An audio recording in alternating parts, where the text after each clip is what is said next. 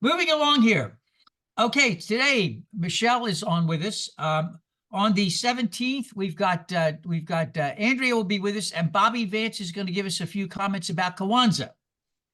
On Christmas Eve, we have two services: the 11 o'clock service here, and then we have the simple lessons and carols at Aureli's. If you're going to the simple lessons and carols, nice music, and bring a non-candle candle, bring an electric candle, because remember with lighted candles in a house, that's not good today. Let's see. Annual meeting is on the 21st of January. Larry Deach will be on that Sunday. Let me remind everybody that through the new year anyway, Connections is still meeting Thursday night. If you are having issues with anything, or having no issues, you just want some company of people going through some stuff, you're more than welcome. This is a free-for-all of letting loose, and holidays have all kinds of issues, and so feel free to join. It is a very, very affectionate, caring group. Book club continues on Saturdays. Let's see, John Sloan, his birthday today. John, by the way, was the first dentist of the Egyptian pharaohs. I met John when he was implanting wisdom teeth in Pharaoh Khufu as he was having that pyramid built 4,722 years ago in Egypt, at Giza. Yes, so John has been around a while. He looks the same, by the way, which I find fascinating. Well, they almost stuck me inside the pyramid instead of Khufu. Khufu, as we used to call him. Oh, excuse me. I forgot that. But you had your dental tools with you, so you were able to excavate yourself out, right? Pick the lock. You all ain't quite right. Seriously. Grant Santalier's birthday was yesterday. He's 18. Because remember, Grant is tiny little. He's 18. And let's see what else. For those of you from the Christian tradition, as I was born, this is the season of Advent. And in traditional times, they used to wear dark purple for penance and penitential.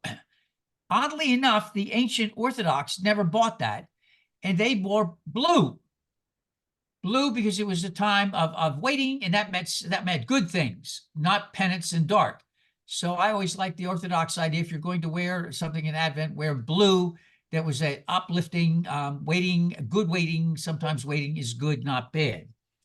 And finally, Rory and Griselle Feeney are here from Lake Worth, up the road. Yay, Rory, they are with us regularly. Good morning. Good morning, Rory. Just a reminder to everybody, if you have a chance this month to give a special gift to All Souls, we deeply appreciate it. We would like to continue and expand what we're doing as a congregation. Our giving has really been good this year, but if we get a little extra boost at Christmas time, we will report that obviously to everybody at the end of December, what our giving has been. And then the board will have some concrete data of how to really plan ahead. Connections needs to continue. We need to do some other things, and from time to time expand services. And we've got to be sure we take care of tech and some other things. So any help you can give, anything, would be deeply, deeply appreciated. By having said that, we have had traditionally, ever since I can remember, Ian has been with us since we began, Ian Wallach. His mother came over with us too, not long after, and every Hanukkah, we have been doing this for 300 years. Rowena has been giving the traditional menorah discussion and lighting of the menorah, and welcoming us and reminding us what the menorah is about. Rowena, if you would.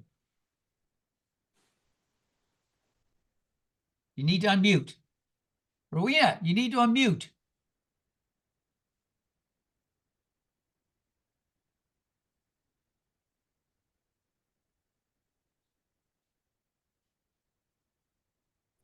There you go. I'm here. Okay. Okay, what was I supposed to do? You're supposed to do the menorah speech. Oh, you want to see it now or at the proper time? This is the proper time, Rowena. Okay, so this is my menorah.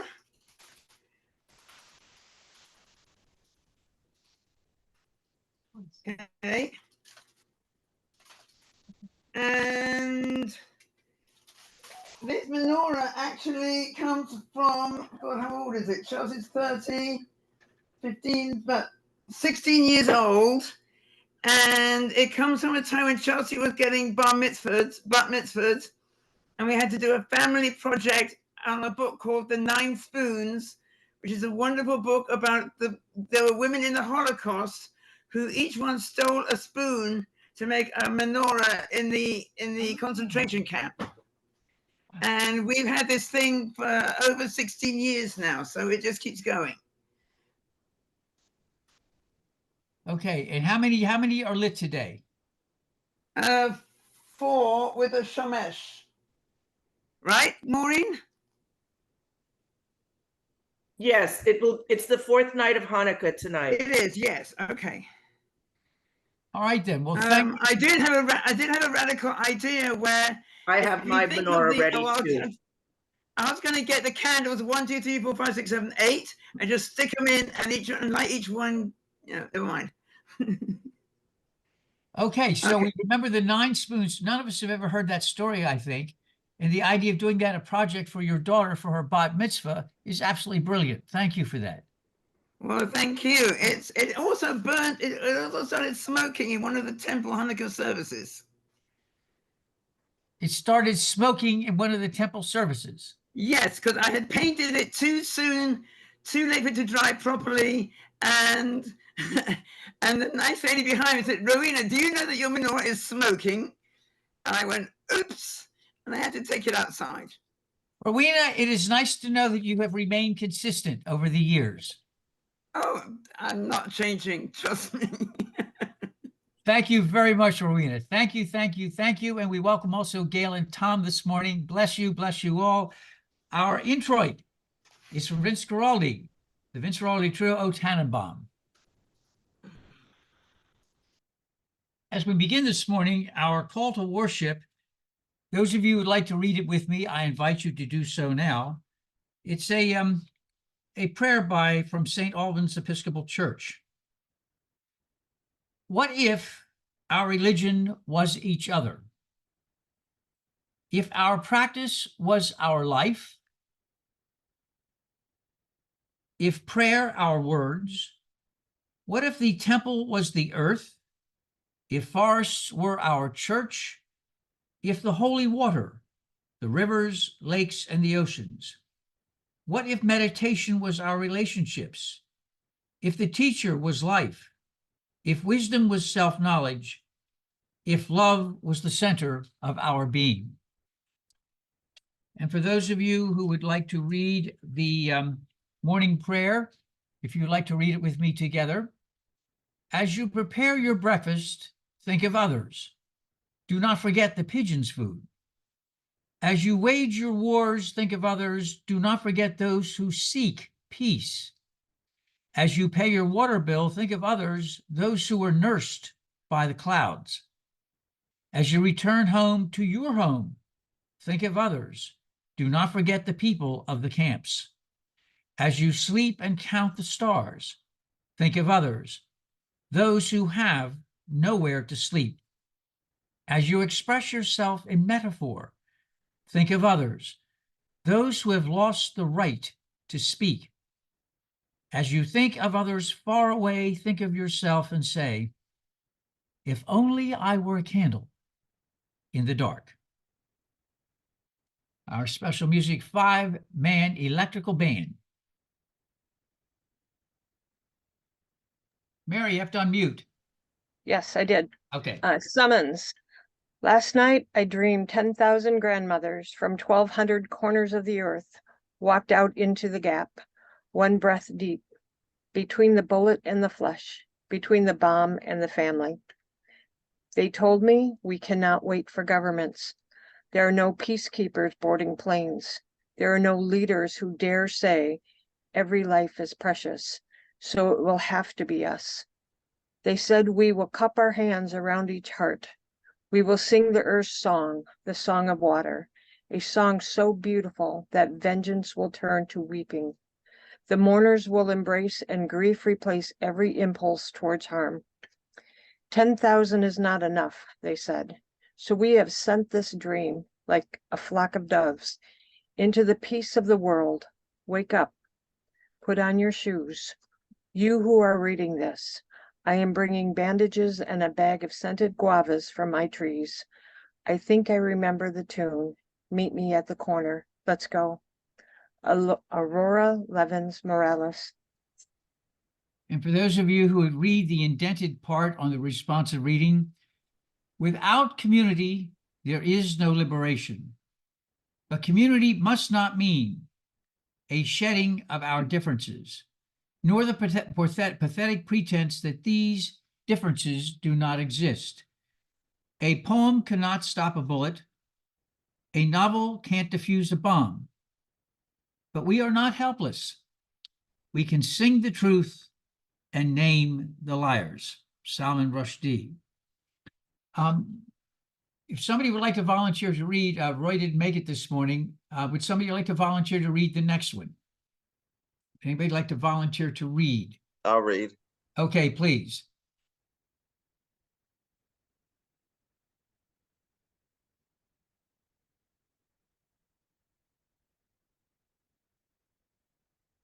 Okay, who volunteered to read? Nick, you have to unmute. There you go. Yeah, okay, sorry about that. Okay. We cannot cross until we carry each other.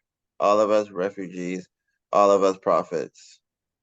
No more taking turns on history's wheel, trying to collect old debts no one can repay. The sea will not open that way. This time, that country is what we promise each other.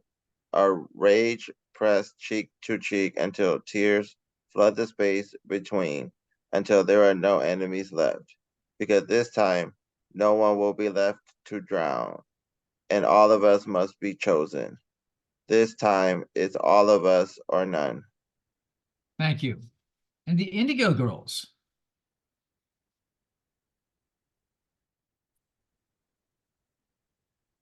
This month, our worship theme from Touchstones is pluralism.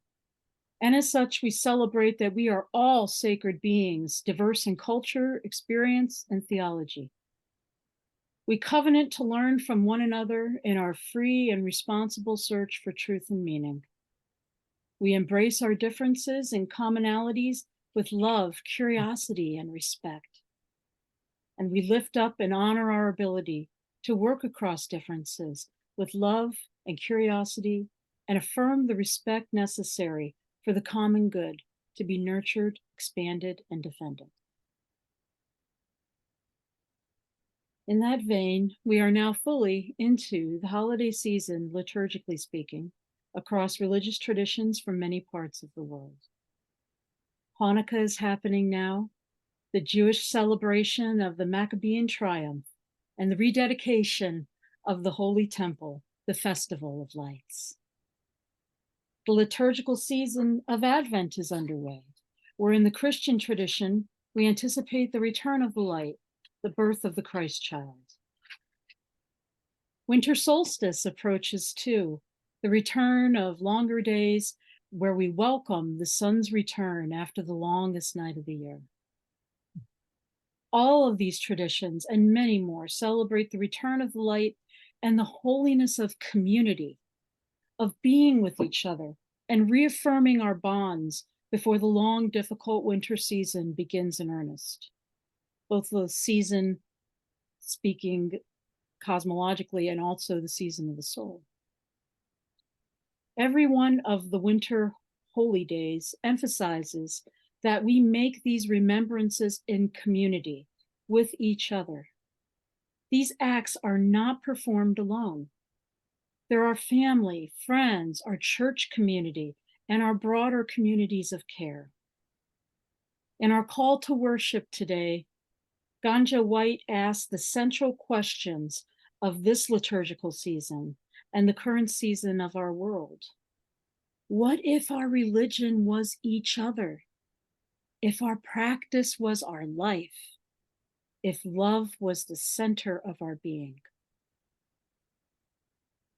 This week's readings and prayers were chosen carefully with an eye towards our theme of pluralism and also with regard to our religious holidays and current affairs abroad. Mahmoud Darwish was a major Palestinian poet, born in Galilee before the partition. Aurora Levins Morales is a Puerto Rican Jewish poet and social justice activist. Anne Weems is a Presbyterian elder.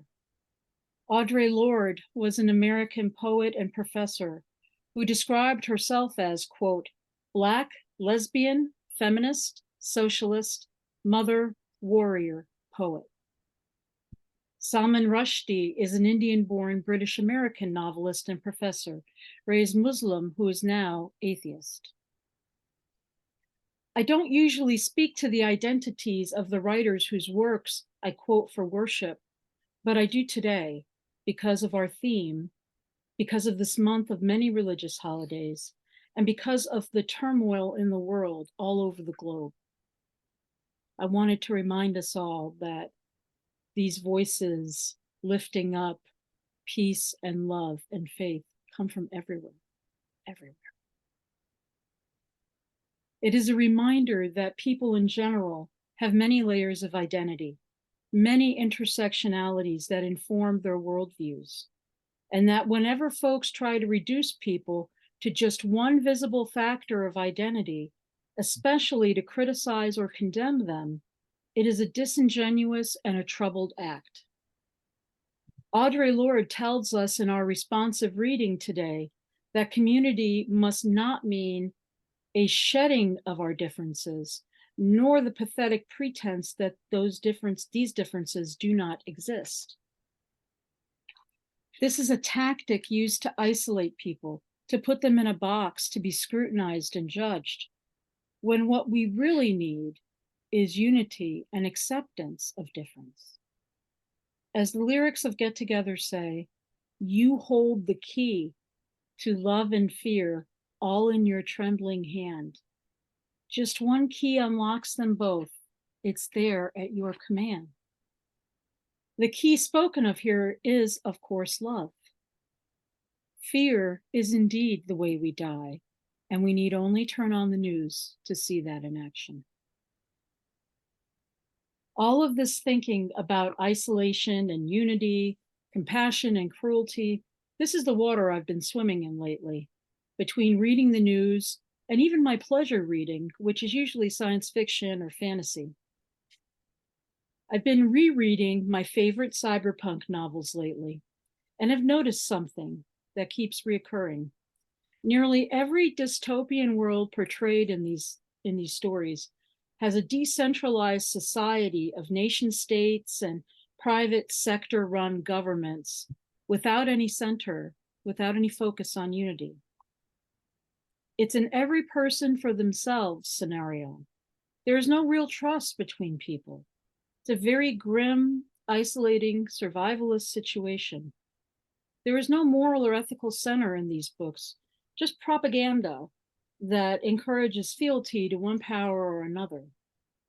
If any true caring community exists here in these novels, it is always external to the flesh, whether it is called The Matrix, as by William Gibson, or The Meta by Neil Stephenson, or some other version of displaced self.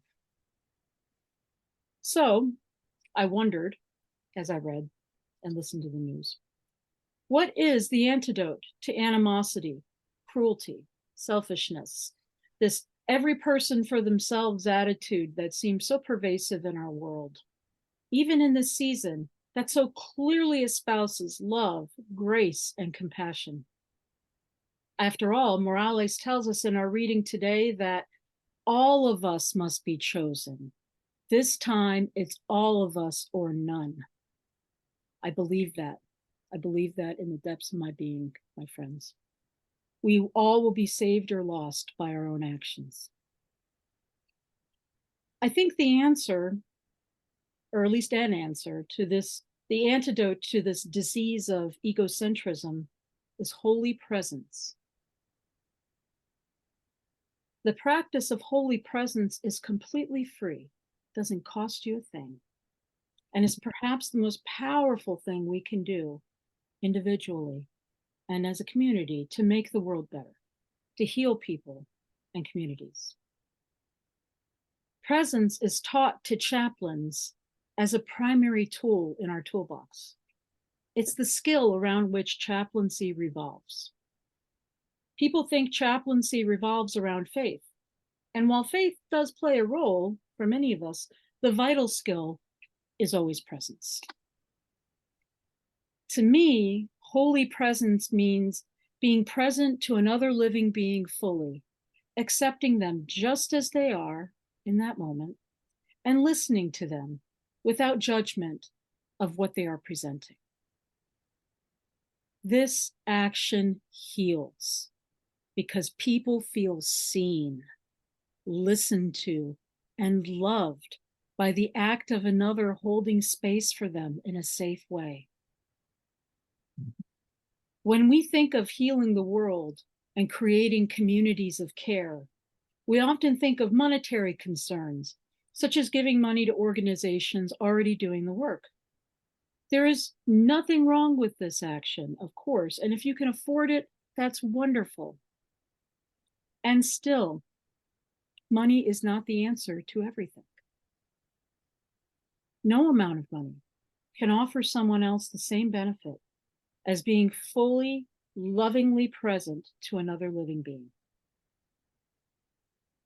Presence is the building block to beloved community, the cornerstone on which it rests. Presence is centered on agape love, the most pure form of love, in which we are willing to be a safe harbor for another soul. This also involves vulnerability on the part of the practitioner of presence, as we must be willing to be seen in return. Offering presence means we let our own selves be seen too. Mhm. It does not mean that the practitioner of presence opens the floodgates and lets their own emotions and needs out freely. That is not a selfless act. Presence is an act of deep compassion, and as such centers the other person. Compassion as a word, the etymology, means to suffer with. And for me, the word suffer in this case means to enter into another person's space for a time, witnessing their feelings with love and non-judgment. Just witnessing, not trying to fix anything, because we can't. We here at All Souls Miami, all of us, are a people of conscience and compassion. We were all made, every one of us, for times such as these that we are living in right now. As Anne Weems says in our concluding prayer today, some say there is no hope, but then I've always applauded the holy fools who never seem to give up the scandalousness of our faith, that we are loved by God, that we can truly love one another. I no longer pray for peace. I pray for miracles.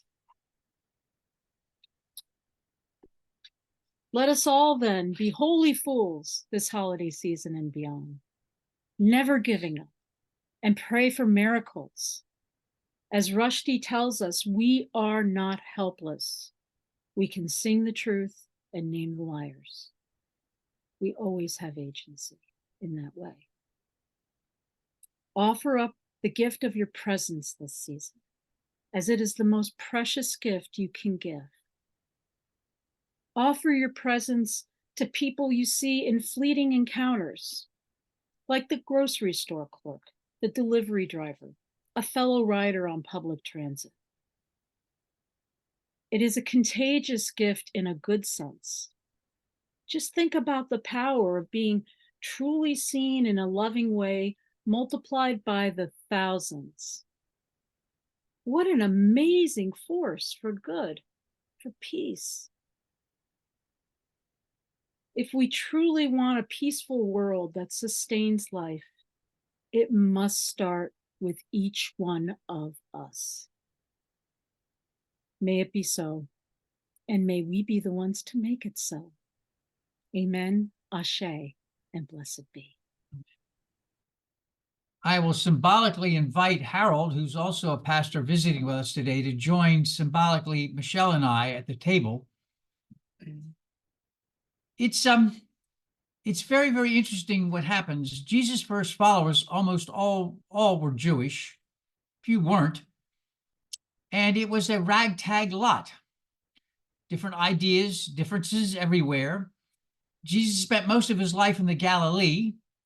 He spoke with a different accent than the Judeans did below, several miles below, lots of miles below where he grew up.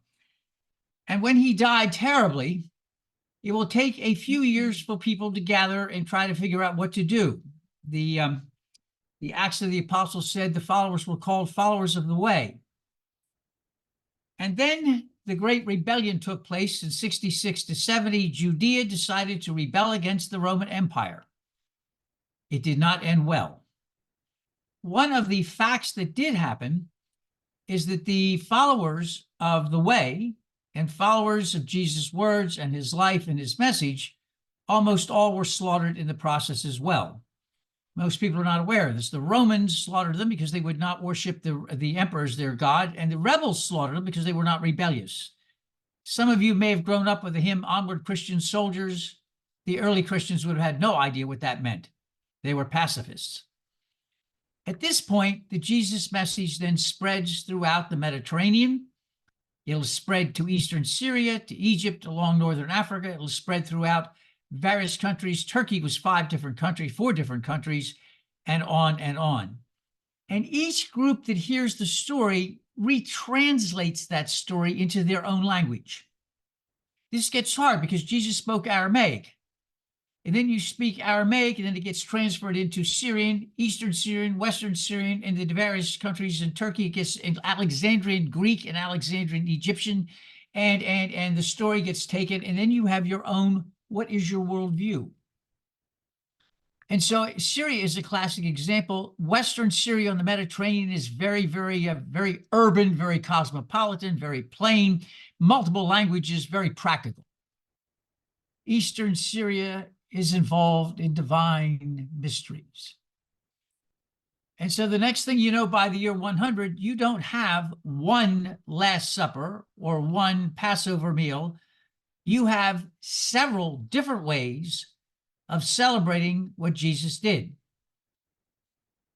We at All Souls have, by tradition, stayed with the very earliest group that used simple bread and simple cup. Very simple, common meal. The New Testament says that after Jesus died, the communities that gathered practiced an agape, love, bring your food, share. And when you don't share, Paul got mad at everybody, said, you will share if you're coming.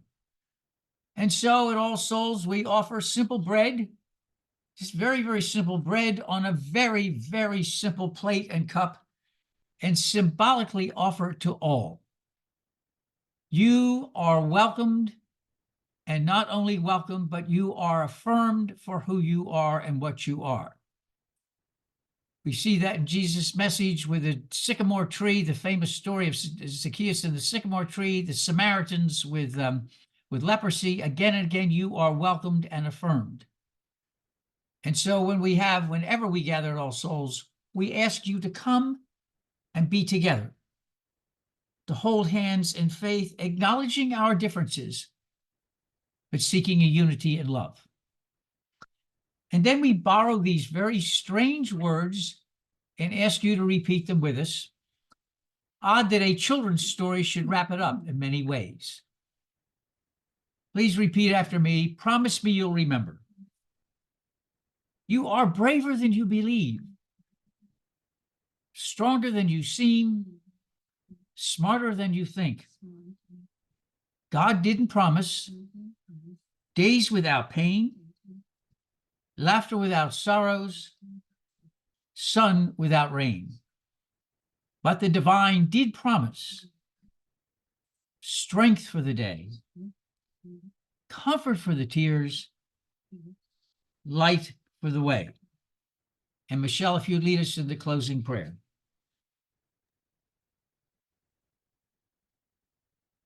Our closing prayer today is titled, I No Longer Pray for Peace.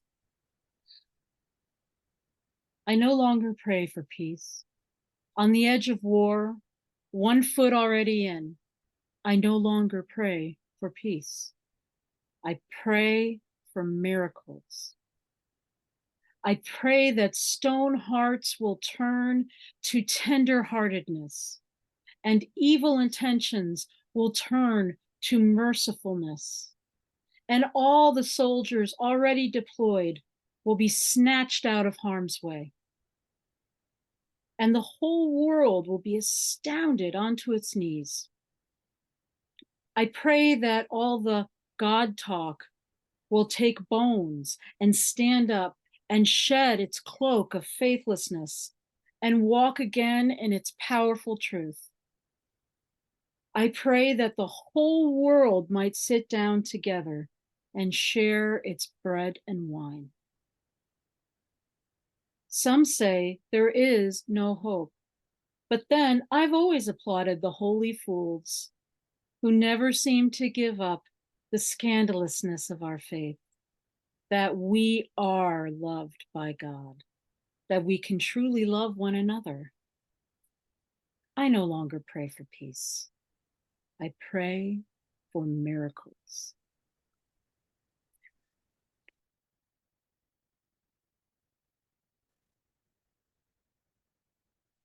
Let us all symbolically hold hands. May the road rise to meet you, and may the wind be always at your back. May the sun shine warm upon your face, and may the rains fall softly upon your fields. And when we meet again, may the divine in me greet and embrace the divine in you. May we holy fools depart in peace. Amen.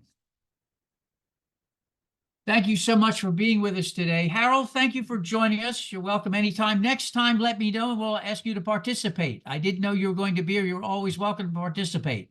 Oh, thank you so much. I'll let you know. For sure. Okay. Nick, thank you for inviting Harold to be here. Maureen and Pat. Grimmy, who looks very, very august with a beard. Grimmy Sr. has no beard. Gail and Tom, how are you this morning? Fine. Thank you. Michelle and her Culpepper friend are with us. Rowena, thank you ever again. It's been years. Since 2006 you've been doing this. John had a birthday today. Happy birthday, John. Hello, Chris. Packed in care. We have Michelle's younger sister by 20 years, his business today, and I will pay for that. Cecilia Lissandro, good morning. Good morning, Danny Sorkin. Chris Diaz, congratulations on finishing more work academically. Congratulations. Serge Cruz made it in this morning from Asheville, North Carolina. Pat Can Care has too much hair, and I will be glad, I'm glad to take some of that. Bobby Vance is with us next week as well, and we've got where do we are? Missing somebody. Ah, that's it. Chris Diaz, Rory Feeney from Lake Worth and his family. Yes, so may you have a good, peaceful week. We'll see you next week and the week thereafter. Peace and blessings to you all. Bye-bye now, everybody. Bye-bye. Bye. Bye. Bye-bye, everybody. Bye-bye now. everybody. You all. Bye, everyone. Great day. Bye, everyone. Bye-bye. Bye. Take Bye. care. Bye, everyone. Bye. Bye-bye. Bye.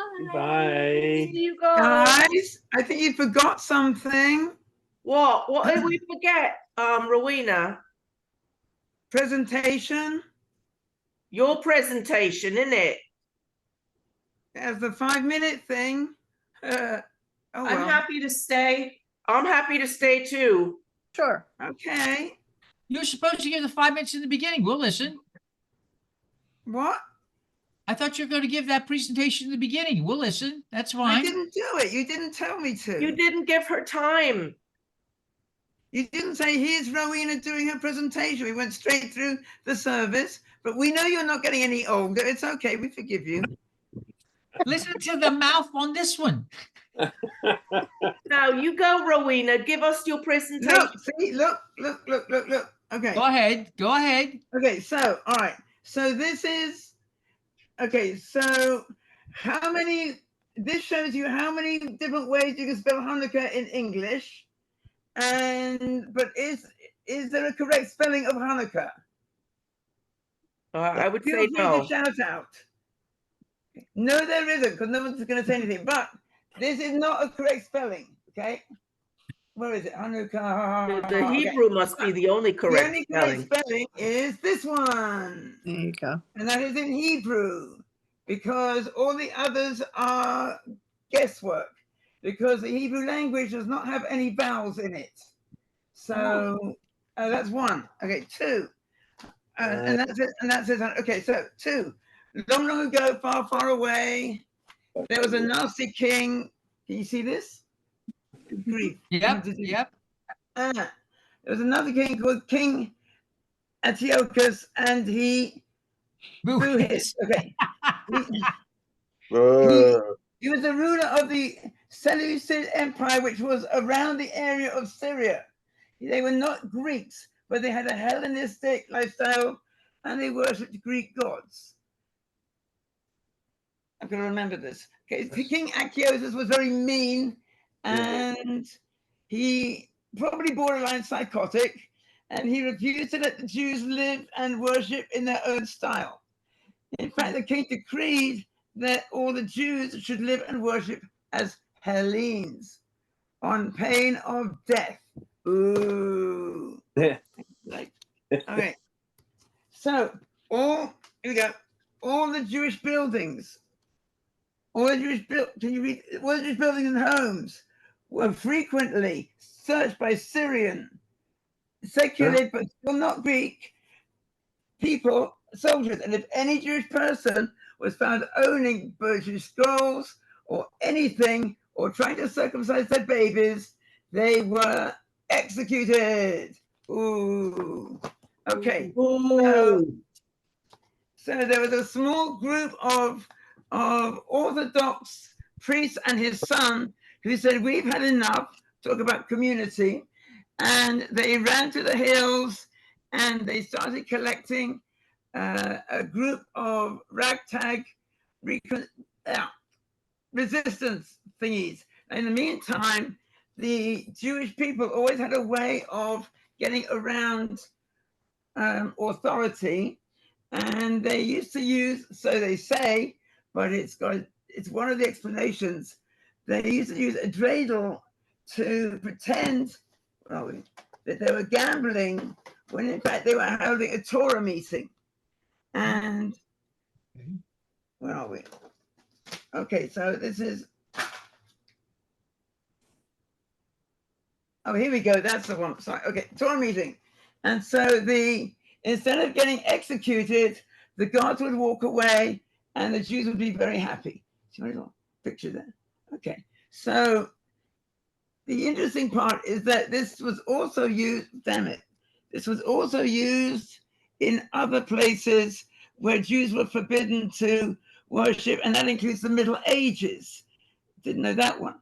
And so the fact that the letters on the dreidel signify a great miracle started here, but they also show a gambling game. And this is apparently the only gambling game that the Orthodox allow on Hanukkah. So moving on, once they fought and they fought and they fought and they fought and they persevered and they won. And finally, the secularists left the temple, but they left it completely defiled. And I had it in, okay. Okay, here we go. And okay, the oil was made from olives. The menorahs used wicks instead of candles. The oil had to be pure as well as the person handling it. So they sent someone out to get, they found a container, one container of pure oil. And that was one miracle, because I don't consider that to be the only miracle. The other miracle was that they found the oil in the first place, and 2 or 3 was that they never gave up, and they never gave up. They just kept on fighting. So Then you go on to the oil was used. We use the oily foods. We go to celebrate oil. So it's donuts, yes. Latkes, yes. French fries. It's still out. The jury's still out on that one. Have I missed anything? No. Okay, the interesting thing, okay, so there's a couple of interesting things, and that is the dreidel. That's a nice story, but it's not actually true. They found that the dreidel, if anything, was played with after the temple was rescued. Otherwise, how could they have a great miracle? That's one. Two, it was used a lot in the 18th century in Germany. And so some of the letters actually have a Yiddish connotation. Google it. And I think that's about it. But thank you very much, everyone. Oh, hey, hang on a sec. Oh. Okay, and this is my menorah, as I showed you earlier on. And it's the only one in this world that looks like this, I'm sure. But it's a great family sentimentality. And thank you very much for listening, and happy Hanukkah. Thank you, Rowena. Thank you. Thank you. Thank you. Thank you. And my voice is going. Monica, I'm sorry if I was a Rowena, bit we croaky. miss you. I miss you. Haven't seen I'm you. coming in back. so I'm long. coming next week. Coming next week. Thank you, Rowena. Thank you. Rowena, Thank you. would you like to light another menorah candle next week? I can put that in. Sure. Okay, I'll put that in the service. Okay. All right. Thank you, Marina. Thank you. See you next week then. Excellent. Thank you.